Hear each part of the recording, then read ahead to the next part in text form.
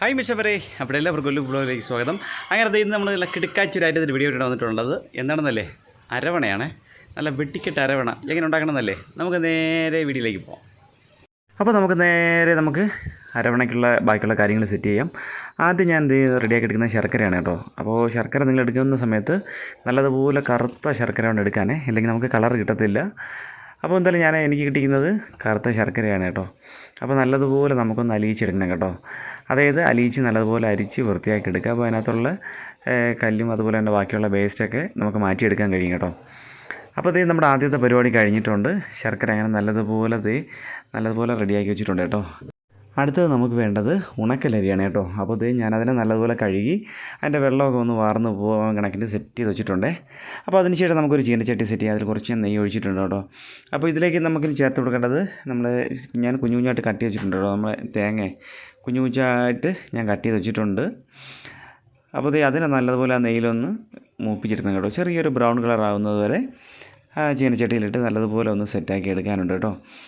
അപ്പോൾ നമുക്ക് ഏകദേശം കുറച്ച് സമയം മതി. ഇല്ലെങ്കിൽ ഈ വെള്ളമൊക്കെ ഇല്ലാത്ത തേങ്ങ ഉണ്ടല്ലോ, ഉണക്കത്തേങ്ങ, അപ്പോൾ അതാണെങ്കിൽ കുറച്ചുകൂടെ നല്ലതായിരിക്കും.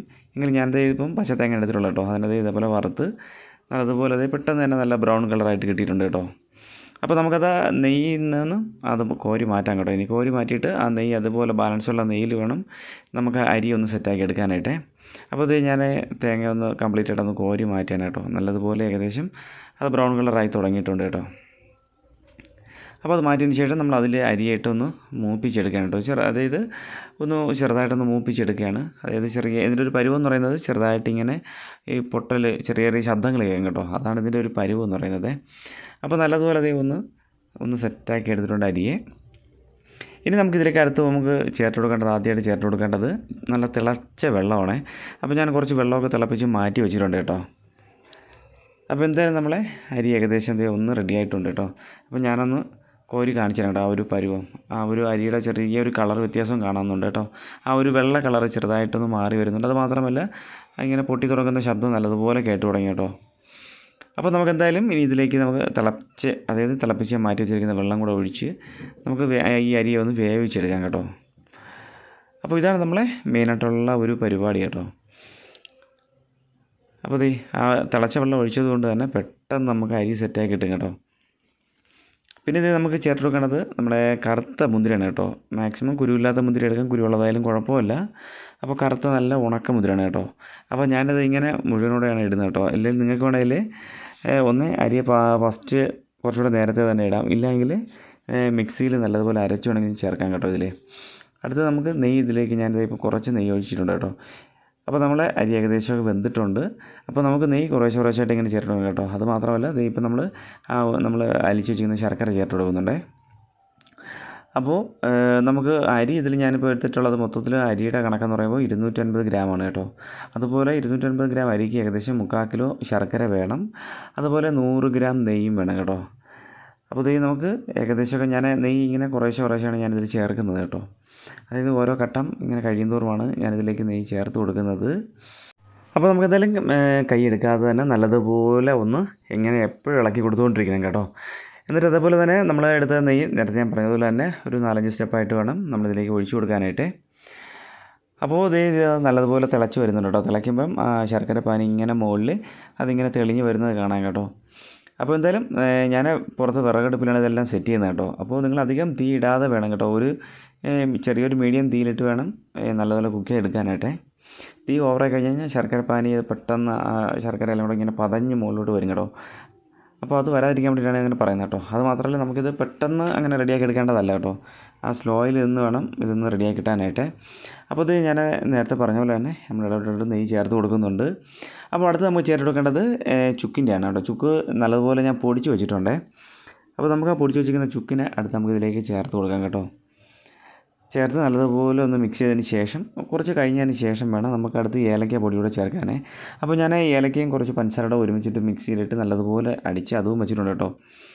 അപ്പോൾ കുറച്ച് കഴിഞ്ഞതിന് ശേഷം നമുക്ക് ഇതൊന്ന് നല്ലതുപോലെ ഒന്ന് ഇളക്കി യോജിപ്പിച്ചതിന് ശേഷം നമുക്ക് അടുത്ത് നമ്മുടെ ഏലക്ക പൊടി കൂടെ ചേർത്ത് കൊടുക്കാം കേട്ടോ. അപ്പോൾ ഏലക്ക പൊടി കൂടെ ചേർത്തിട്ട് വീണ്ടും നല്ലതുപോലെ ഇങ്ങനെ നമുക്കൊന്ന് ഇളക്കി ചേർത്ത് കൊടുക്കാമേ.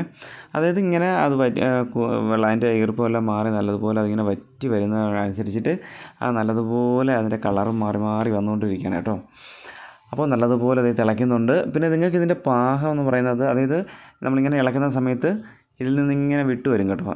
ഈ നമ്മളെ ചട്ടിയിൽ നിന്നിങ്ങനെ നമ്മളിങ്ങനെ ഇളക്കുന്ന സമയത്ത് നമുക്കതിൻ്റെ അടി കാണാൻ പറ്റും കേട്ടോ. അതാണ് അതിൻ്റെ ഒരു പരുവം. അപ്പോൾ നിങ്ങൾക്ക് വേണമെങ്കിൽ അതിൻ്റെ ആ പരുവത്തിനെടുക്കാം. ഇല്ലെങ്കിൽ കുറച്ചുകൂടെ എന്താ പറയുക, ഒന്ന് വെള്ളമൊക്കെ ഒന്ന് നല്ലപോലെ കുറുക്കിയെടുക്കാം കേട്ടോ. എങ്ങനെയാണെങ്കിലും നമ്മളൊരു ഇഷ്ടത്തിന് നമുക്ക് എടുക്കാം കേട്ടോ. അപ്പോൾ ഇതേ ഞാൻ വീണ്ടും നെയ്യ് ചേർത്ത് കൊടുക്കുകയാണ്. അപ്പോൾ ഏകദേശം നമുക്കിപ്പോൾ ഇതേ ഐറ്റം റെഡിയായി വന്നിട്ടുണ്ട് കേട്ടോ. റെഡിയായി ഏകദേശം ഇങ്ങനെ സെറ്റായിട്ടുണ്ട്. അപ്പോൾ വേണമെങ്കിൽ നിങ്ങൾക്ക് ഈ ഒരു പരുവത്തിന് ഇറക്കാം. ഇല്ലെങ്കിൽ കുറച്ചുകൂടെ ഒന്ന് കട്ടിയായതിന് ശേഷം എടുത്താലും കുഴപ്പമില്ല കേട്ടോ. അപ്പോൾ എന്തായാലും തീർച്ചയായിട്ടും മധുരപ്രിയന്മാർക്ക് വളരെ ഇഷ്ടപ്പെടും കേട്ടോ. ഏലക്കയുടെയും അതുപോലെ തന്നെ ചുക്കിൻ്റെയും ഒക്കെ ടേസ്റ്റ് നല്ല മെയിനായിട്ട് ഇങ്ങനെ മുൻപന്തിയിലിരിക്കും കേട്ടോ. പിന്നെ നമ്മൾ ചേർത്തിട്ടുള്ള നെയ്യുടെ എല്ലാത്തിൻ്റെയും ആ ഒരു ടേസ്റ്റ് അതുപോലെ കിട്ടും കേട്ടോ. പിന്നെ അധികം അങ്ങനെ കൂടുതലാരും കഴിക്കത്തില്ല കേട്ടോ. പെട്ടെന്ന് ഒരു മത്ത് പിടിക്കുന്ന ഒരു അവസ്ഥയാണ് കേട്ടോ. അത്രയ്ക്ക് നല്ല മധുരവും കാര്യങ്ങളൊക്കെയാണ് കേട്ടോ. അപ്പോൾ എന്തായാലും മധുരപ്രിയന്മാർക്ക് തീർച്ചയായിട്ടും ഇഷ്ടപ്പെടുന്നതുകൊണ്ടും അതുപോലെ തന്നെ കുഞ്ഞുമക്കളും കേട്ടോ, നമ്മുടെ കുഞ്ഞു കുട്ടികൾക്കൊക്കെ ഒരുപാട് ഇഷ്ടപ്പെടും കേട്ടോ. കാര്യം അവർ ആ കുഞ്ഞു പ്രായത്തിൽ അവർക്ക് മധുരം ഒരുപാട് ഇഷ്ടമാണല്ലോ. അപ്പോൾ കുഞ്ഞുങ്ങൾക്കെല്ലാം അതിൻ്റേതായിട്ടുള്ള അളവിനും കാര്യങ്ങൾക്കൊക്കെ കൊടുക്കുക. പിന്നെ ഞാൻ ഫസ്റ്റ് പറഞ്ഞ പോലെ തന്നെ മെയിനായിട്ട് നമ്മൾ എടുക്കുമ്പോൾ ശ്രദ്ധിക്കേണ്ട കാര്യം എന്ന് പറഞ്ഞാൽ ശർക്കരയാണ് കേട്ടോ. അങ്ങനെ നമ്മുടെ ഐറ്റം എല്ലാം നല്ലതുപോലെ സെറ്റായി റെഡി ആയിട്ടുണ്ട് കേട്ടോ. അപ്പോൾ ഞാൻ അടുപ്പത്തൊന്നൊന്ന് മാറ്റി എല്ലാം സെറ്റാക്കി വെച്ചിട്ടുണ്ട് കേട്ടോ. അതിൻ്റെ കുറച്ച് ചൂടും കാര്യങ്ങളൊക്കെ ഒന്ന് മാറാൻ വേണ്ടിയിട്ടാണേ. അപ്പോൾ ഇതാണ് ഞാൻ മാറ്റിയ ഒരു പരുവം കേട്ടോ. നിങ്ങൾക്ക് വേണമെങ്കിൽ കുറച്ചുകൂടെ മുൻപേ മാറ്റാം കേട്ടോ. അപ്പോൾ കുറച്ചുകൂടെ നല്ല ലൂസായിട്ട് കിട്ടും. അപ്പോൾ ഈ പരുവത്തിലാണ് ഞാൻ മാറ്റിയിട്ടുള്ളത്. അപ്പോൾ തീർച്ചയായിട്ടും എല്ലാവരും വീഡിയോയിലൊന്ന് ചെയ്ത് നോക്കണം കേട്ടോ. നല്ല ടേസ്റ്റുമാണ്, അടിപൊളിയാണ് കേട്ടോ. അപ്പോൾ നല്ലതുപോലെ തണുത്തിട്ടൊന്നുമില്ല, നല്ല ചൂട് തന്നെയാണ്. എങ്കിലും ഞാനിങ്ങനെ ജസ്റ്റ് ഒന്ന് കോരി കാണിച്ചതേ ഉള്ളൂ കേട്ടോ. അപ്പോൾ നിങ്ങൾക്ക് ഞാൻ നേരത്തെ ഫസ്റ്റ് പറഞ്ഞ പോലെ തന്നെ മുന്തിരി തേയ്പ്പ് ഇങ്ങനെ കിടപ്പുണ്ട്. അപ്പോൾ അത് പോരായെങ്കിൽ നിങ്ങൾ മിക്സിയിൽ അടിച്ചിട്ടാലും കുഴപ്പമില്ല കേട്ടോ. എങ്ങനെയാണെങ്കിലും നമുക്കിത് സെറ്റ് ചെയ്യാം. അങ്ങനെ അല്പസമയങ്ങൾക്ക് ശേഷം നമ്മളെ അരവണ നല്ലതുപോലെ ഒന്ന് തണുത്തിട്ടുണ്ടേ. അപ്പോൾ ഞാൻ പറഞ്ഞ ആ ഒരു പാകം ഇതാണ് കേട്ടോ. ഞാൻ എടുത്തിരിക്കുന്ന പാകം ആ ഒരു പരുവം എന്ന് പറഞ്ഞാൽ ഇതാണ് കേട്ടോ.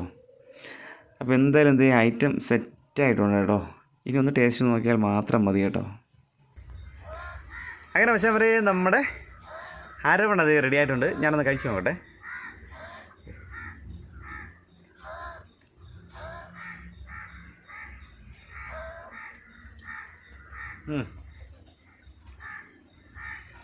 നല്ല അടിപൊളിയായിരുന്നു, നല്ല മധുരം, സൂപ്പറായിട്ടുണ്ട്. നമ്മൾ എന്താ പറയുക, ഞാൻ ഒന്നും ഇതിനെക്കുറിച്ച് പറയുന്നില്ല, അടിപൊളിയാണ് കേട്ടോ. അപ്പോൾ തീർച്ചയായിട്ടും വീഡിയോയിൽ ഇതൊന്ന് ചെയ്ത് നോക്കുക. അപ്പോൾ നമ്മളെ വീഡിയോ വൈൻഡപ്പ് ചെയ്യാണ്. ഇഷ്ടപ്പെട്ട സപ്പോർട്ട് ചെയ്യുക. അടുത്തൊരു കിടക്കാച്ചി വീഡിയോ ഇട്ട് കാണാം. അതുവരെ ബൈ.